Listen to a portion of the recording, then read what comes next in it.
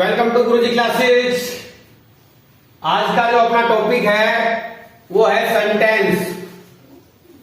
वाक्य किसे कहते हैं? हिंदी में हम सेंटेंस को वाक्य कहते हैं। जो वाक्य है उसकी जो डेफिनेशन है वो क्या होती है? Definition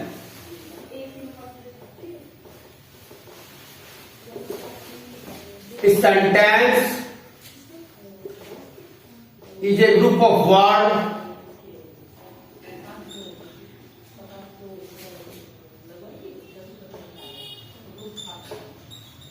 which makes a complete sense is called a sentence।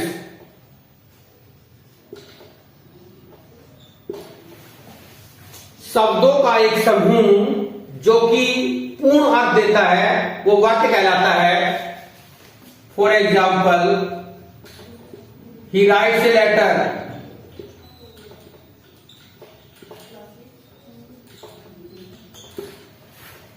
वह एक पत्र लिखता है, it's a sentence. She sings a song। वह एक गाना गाती है, इट्स ए सेंटेंस। ये भी एक वाक्य है। वाक्य के कितने प्रकार होते हैं, अर्थात काइंड्स ऑफ सेंटेंस कितने होते हैं? वाक्य के 5 प्रकार होते हैं अर्थ के आधार पर। There are 5 kinds of sentence according to meaning. Sentence, it's kinds. इसका जो फर्स्ट जो काइंड है वो है सिंपल सेंटेंस।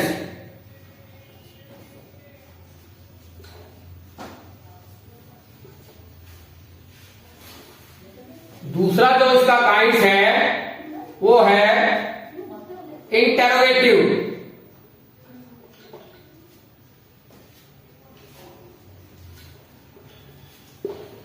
सेंटेंस, इसका जो तीसरा काइंड है वो है इंपेरेटिव।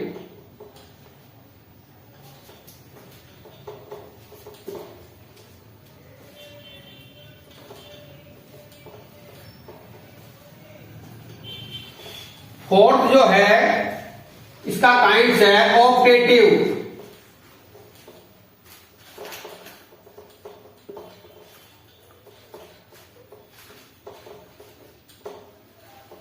इसका जो फिफ्थ काइंड है वो है exclamatory.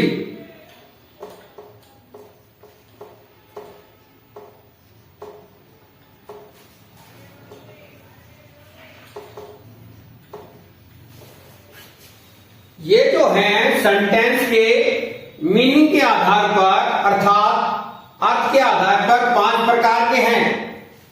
First one is simple sentence, second one is interrogative sentence, third one is imperative sentence, and fourth one is optative sentence, and fifth one is exclamative sentence। जो first है kinds of sentence में वो है simple sentence. इसकी जो definition है वो किस तरह से है? इसकी डेफिनेशन इस तरह से है। Simple sentence,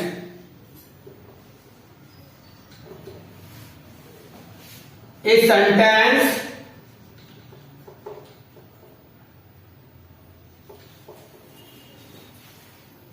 is usually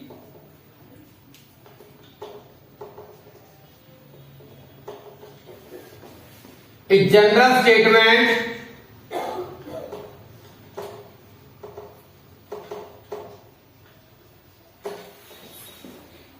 that gives an information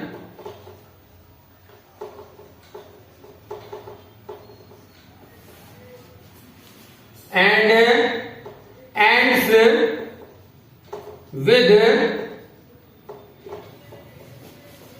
a full stop.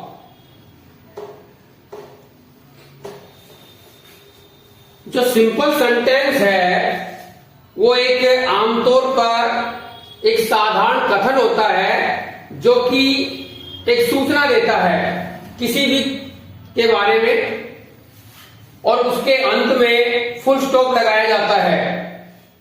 जैसे कि उदाहरण के तौर पर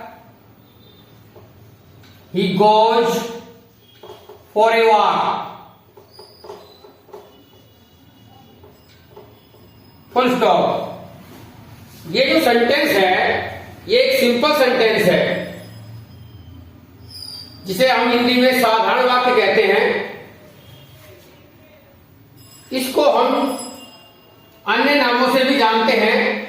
सिंपल सेंटेंस को हम डेक्लेरेटिव सेंटेंस भी कहते हैं। इसी सेंटेंस को हम असर्टिव सेंटेंस भी कहते हैं, और इसी सेंटेंस को हम अफर्मेटिव सेंटेंस भी कहते हैं। तो इसे 4 नामों से जाना जाता है। सी प्लेज टेनिस डेली। तो ये दोनों ही वाक्य हमारे साधारण सेंटेंस के हैं, अर्थात साधारण वाक्य है इसमें। अब जो सेकंड है हमारा वो है interrogative sentence.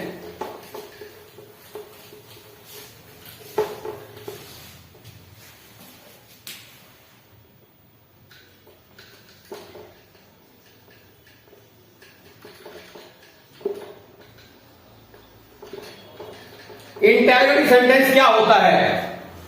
N interrogative sentence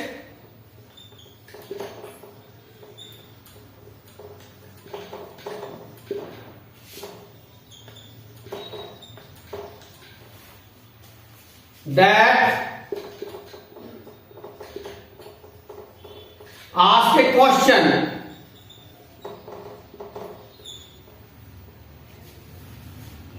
and ends with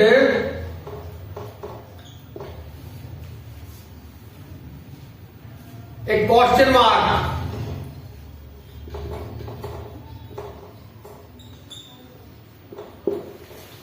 interrogative means होता है प्रश्नवाचक। An interrogative sentence that ask a question and ends with a question mark. एक प्रश्नवाचक वाक्य जो है वह होता है जिसके अंदर एक प्रश्न पूछने की भाषा होती है, अर्थात जिसमें प्रश्न पूछा जाता है, और इस वाक्य के अंत में हम साइन ऑफ इंटरोगेशन का प्रयोग करते हैं, अर्थात क्वेश्चन मार्क का प्रयोग करते हैं। फॉर एग्जाम्पल, उदाहरण के लिए, आर यू प्लेइंग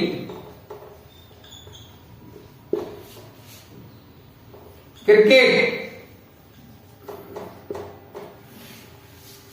इस सेंटेंस के अंदर जो हेल्पिंग वर्ब है वो कर्ता से पहले प्लेस की जाती है, और जो करता है वो हेल्पिंग वर्ब के बाद प्लेस किया जाता है। देन उसके बाद मेन वर्ब का यूज होता है, देन ऑब्जेक्ट, और अंत के अंदर साइन ऑफ इंटरोगेशन का यूज किया जाता है। तो ये जो सेंटेंस है आर यू प्लेइंग क्रिकेट, तो ये है पर्सनवाचक वाक्य। अब पर्सनवाचक वाक्य भी 2 तरह के होते हैं। एक पर्सनवाचक वाक्य वो होता है जिसके अंदर कर्ता से पहले हेल्पिंग वर्ब और कर्ता के बाद जो प्रिंसिपल वर्ब लगती है वो होता है, और जो दूसरा है उसके अंदर डबल फैमिली का प्रयोग होता है। इसी का नेक्स्ट एग्जांपल देखिए, have you done your work? Sign of interrogation. अब इस सेंटेंस के अंदर भी जो यू करता है उससे पहले हैव टू प्लेस हैव जो हेल्पिंग वर्ब है वो प्लेस की गई है, और जो करता है वो आफ्टर हेल्पिंग वर्ब प्लेस किया गया है, और उसके बाद है जो प्रिंसिपल वर्ब है, जो अर्थात मेन वर्ब है, उसका यूज हुआ है देन ऑब्जेक्ट, और वाक्य के अंत में साइन ऑफ इंटरोगेशन का यूज होता है। तो ये दोनों ही सेंटेंस हैं वो हेल्पिंग वर्ब से बनने वाले प्रश्नवाचक हैं। सेकंड है, इसका जो प्रश्नवाचक वाक्य है वो डबल फैमिली से बनता है, और वो ये है, for example, where do you live.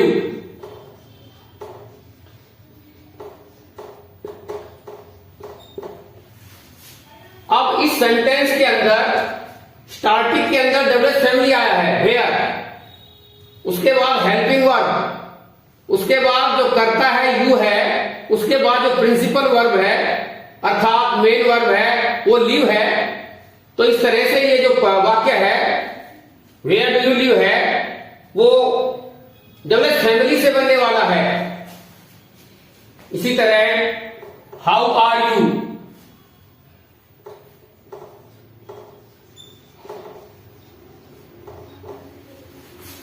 ये भी डबल फैमिली का ही वाक्य है। इसके अंदर जो हाउ है वो भी डबल परिवार का ही है, और अंत के अंदर जो क्वेश्चन मार्क है उसका यूज हुआ है।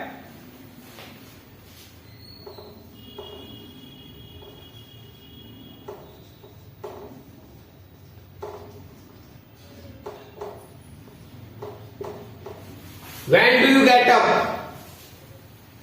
ये सेंटेंस भी डबल फैमिली का ही है।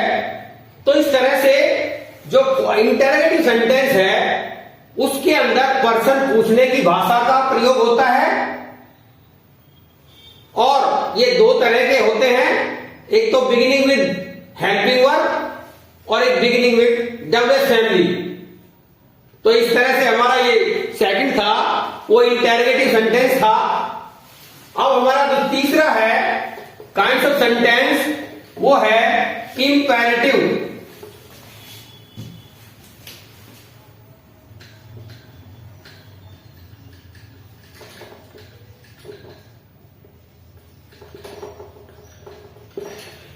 इंपेरेटिव सेंटेंस जिसे कि हम आदेशात्मक वाक्य भी कहते हैं हिंदी के अंदर, या फिर हम इसे आज्ञासूचक भी कहते हैं। इसकी जो डेफिनेशन है वो इस तरह से है, an imperative sentence is that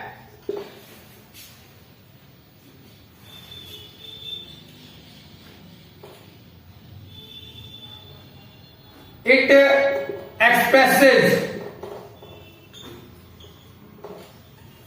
a command,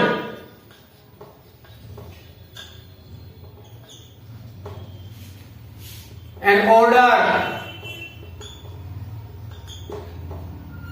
or a request.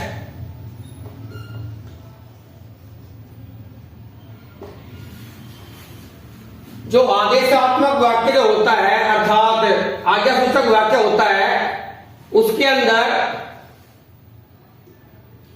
कोई कमांड दी हुई होती है, कोई आदेश दिया होता है, या कोई प्रार्थना की गई होती है, तो उस वाक्य को हम इंपेरेटिव सेंटेंस कहते हैं। इस सेंटेंस की जो आमतौर पर जो पहचान है वो ये है कि इस सेंटेंस के अंदर फॉर एग्जाम्पल कोई ऑर्डर दिया होगा, या कोई प्रार्थना की गई होगी, या कोई एडवाइस किया गया होगा।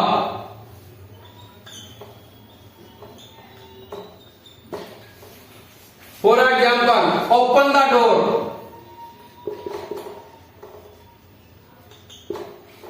अब इस सेंटेंस के अंदर जो ओपन द डोर है वो इंपेरेटिव सेंटेंस है, क्योंकि इसके अंदर आदेश दिया गया है कि भाई ओपन द डोर, दरवाजा खोले। तो ऑर्डर की भावना है।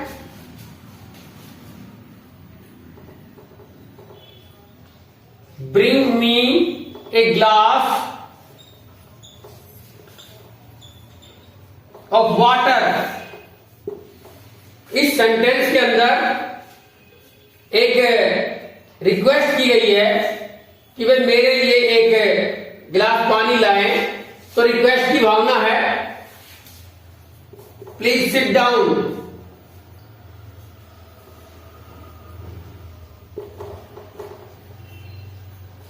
कृपया बैठ जाइए, तो इसके अंदर भी रिक्वेस्ट की भावना है।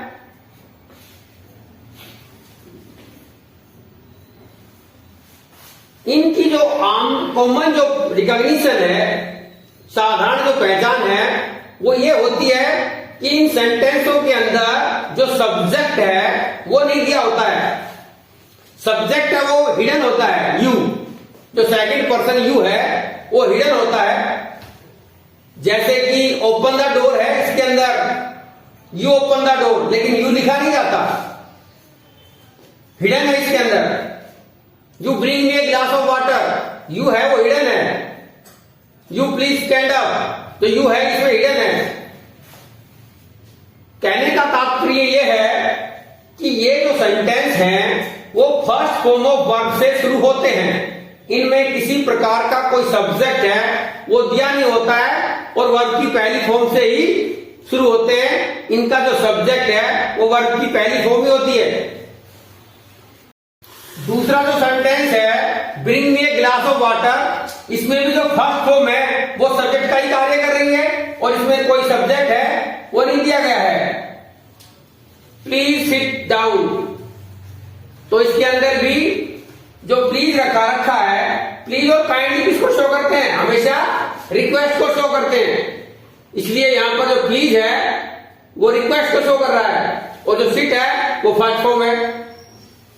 अब हमारा जो काइंड ऑफ सेंटेंस के अंदर जो फोर्थ सेंटेंस है वो आता है और वो है हमारा सेंटेंस ऑप्टेटिव सेंटेंस। अपना है fourth sentence optative, OPTATIV, optative sentence. An optative sentence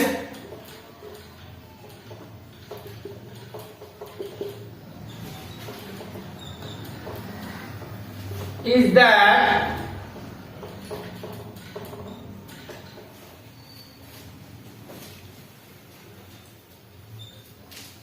which expresses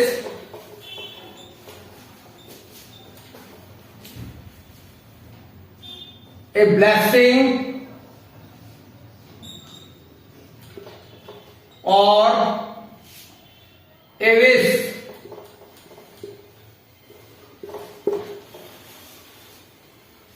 इसको हम हिंदी में इच्छार्थक वाक्य कहते हैं। इच्छार्थक वाक्य वह होता है जिसके अंदर एक आशीर्वाद की भावना या इच्छा की भावना प्रकट की जाए। और इस सेंटेंस के अंदर साइन ऑफ एक्सक्लेमेशन आता है and ends with sign of exclamation.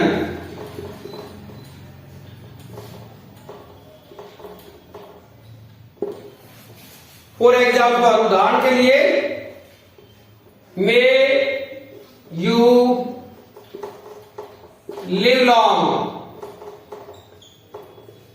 Sign of exclamation. ये जो सेंटेंस हैं वो में से शुरू होते हैं और इनके अंत में हम साइन ऑफ एक्सक्लेमेशन का यूज करते हैं। इन सेंटेंसों के अंदर या तो किसी आशीर्वाद की भावना प्रकट होती है या किसी के प्रति इच्छा की भावना प्रकट होती है। मे गॉड ब्लेस यू,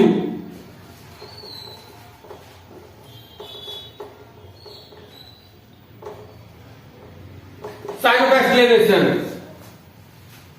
इस सेंटेंस के अंदर भी विश प्रकट की गई है।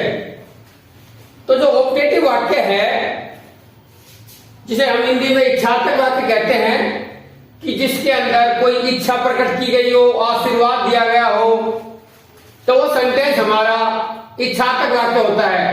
और सेंटेंस है वो मे से बिगिन होकर के और साइन ऑफ एक्सक्लेमेशन का यूज वाक्य अंत में हो जाता है।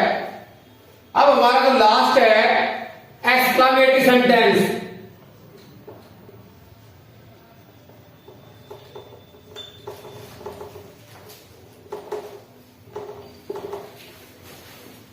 An exclamatory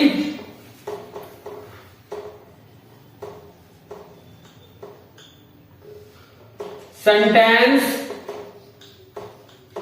is that in which there is sudden feeling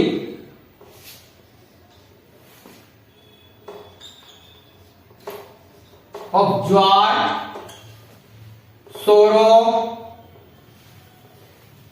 और सरप्राइज।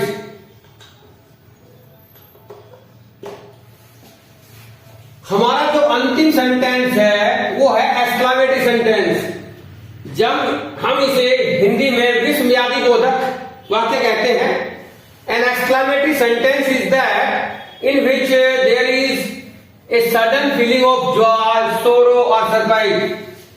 एक तो विस्मयादि बोधक वाक्य वह होता है जिसके अंदर एक अचानक से खुशी की भावना, अचानक से दुख की भावना, अचानक से आश्चर्य की भावना प्रकट की जाए तो हम उसे एक्सक्लामेटरी सेंटेंस कहते हैं। For example, alas, I am ruined.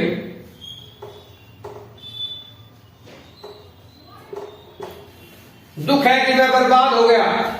तो इसके अंदर एक सडन फीलिंग ऑफ सोरो की भावना है।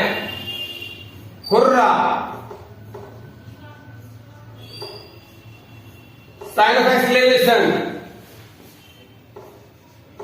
We have won the match।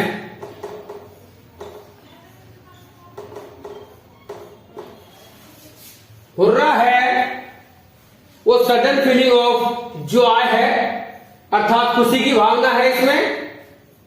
We have won the match, कहते हमने मैच जीत लिया है।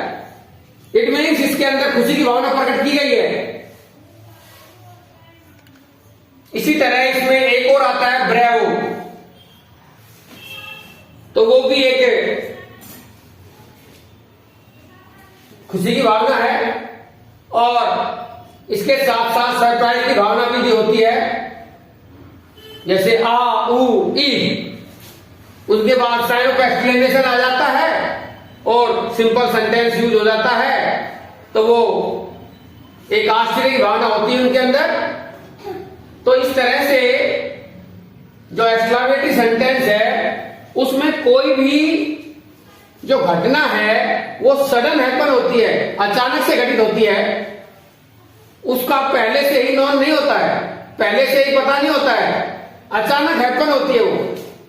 इसलिए वो जो घटना है वो अचानक घटित होती है, इसलिए हम इसे एक्सक्लामेटरी सेंटेंस कहते हैं।